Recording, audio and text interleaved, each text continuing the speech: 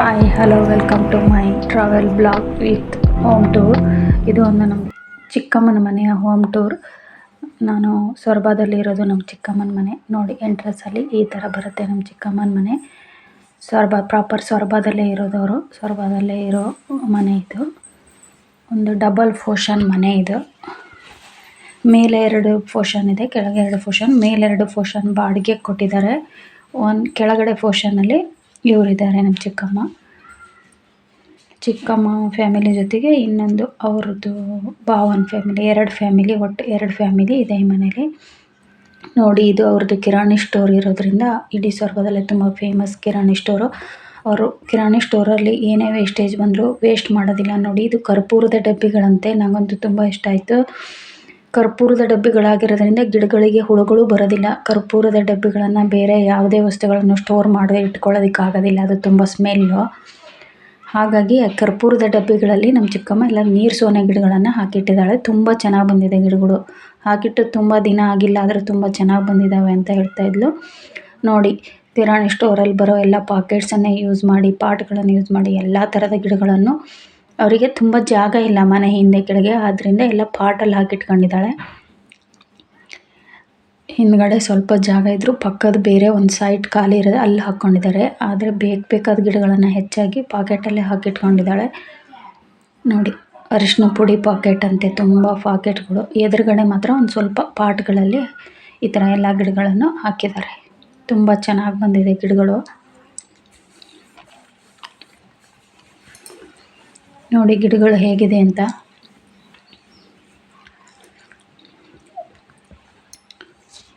ಎಂಟ್ರೆನ್ಸಲ್ಲಿ ಈ ಥರ ಪಾಟ್ಗಳಲ್ಲಿ ಚಿಕ್ಕ ಚಿಕ್ಕ ಗಿಡಗಳನ್ನು ಹಚ್ಚಿಟ್ಕೊಂಡಿದ್ದಾರೆ.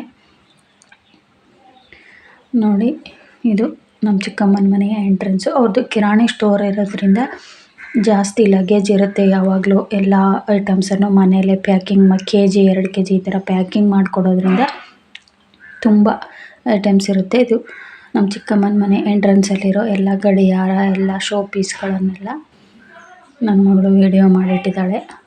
ನೋಡಿ, ಈ ಥರ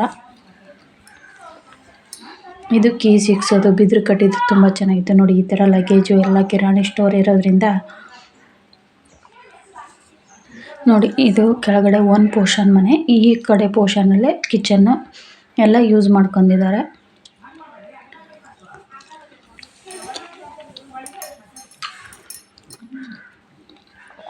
ತುಂಬ ದೊಡ್ಡದು ಅಲ್ಲ, ತುಂಬ ಚಿಕ್ಕದು ಅಲ್ಲ, ಆ ಥರ ಇದೆ ಮನೆ ಇದು. ಇದು ನೋಡಿ ಲಿವಿಂಗ್ ರೂಮ್ ಥರ. ಮುಂದೆ ಎಂಟ್ರೆನ್ಸ್, ನೆಕ್ಸ್ಟ್ ರೂಮು. ಇದನ್ನೊಂಥರ ಹಾಗೆ ಬಟ್ಟೆ ಎಲ್ಲ ಶೋಕೇಸೆಲ್ಲ ನೀಟಾಗಿ ಮಡ್ಚಿಟ್ಕೊಂಡಿದ್ದಾರೆ. ಮಕ್ಕಳು ಇವ್ರ ಮನೆ ಮಕ್ಕಳೆಲ್ಲ ಎಲ್ಲರೂ ಹೊರಗಡೆ ಹೈಯರ್ ಎಜುಕೇಷನಿಗೆ ಹೋಗಿರೋದ್ರಿಂದ ಮಕ್ಕಳು ಯಾರೂ ಮನೇಲಿಲ್ಲ. ಮನೇಲಿ ಇರೋದು ಒಂದು 5 ಜನ.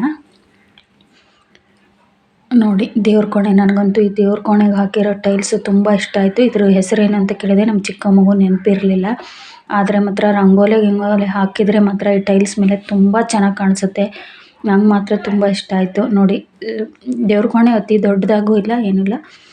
ಅವ್ರ ಮನೇಲಿ ಸ್ನಾನ ಮಾಡದೆ ಯಾರೂ ದೇವ್ರ ಕೋಣೆಗೆ ಹೋಗೋದಿಲ್ಲ ಕಡಿಮೆ. ಹಾಗಾಗಿ ಬೆಳಗ್ಗೆನೇ ನಾವು ವಿಡಿಯೋ ಮಾಡ್ತಿರೋದ್ರಿಂದ ಇನ್ನೂ ಯಾರ್ದು ಸ್ನಾನ ಆಗಿರಲಿಲ್ಲ. ಹಾಗಾಗಿ ದೀಪ ಹಚ್ಚಿಲ್ಲ. ಯಾರಾದರೂ ತಪ್ಪು ತಿಳ್ಕೊಬೇಡಿ, ಯಾಕೋ ದೇವ್ರ ಕೋಣೆಯಲ್ಲಿ ದೀಪ ಹಚ್ಚಿಲ್ಲ ಅಂತ.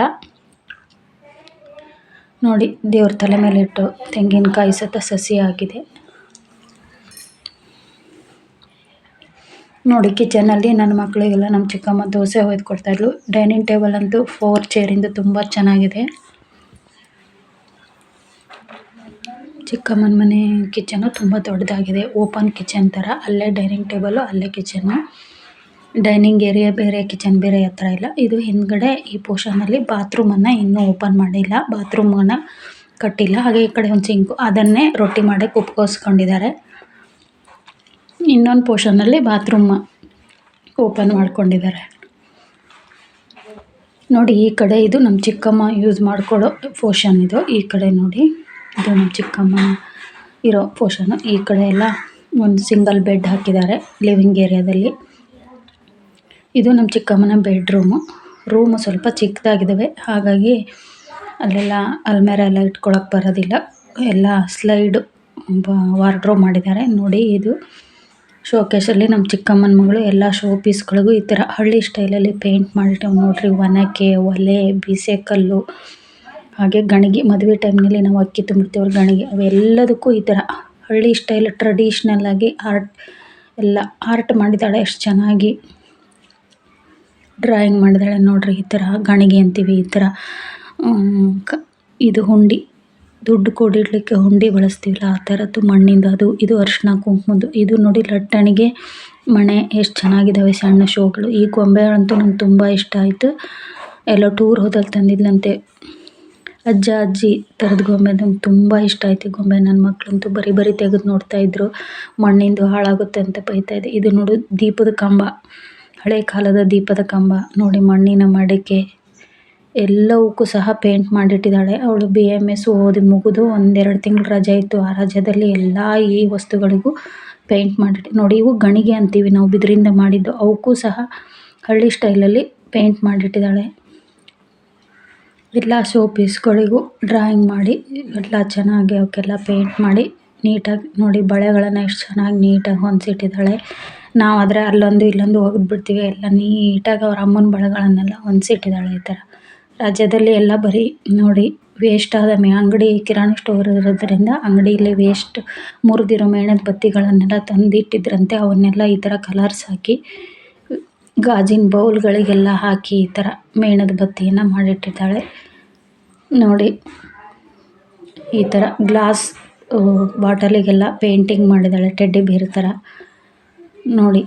ಸೇಮ್ 2 ಪೋರ್ಷನ್ಗಳು ಒಂದೇ ಥರ ಇದೆ.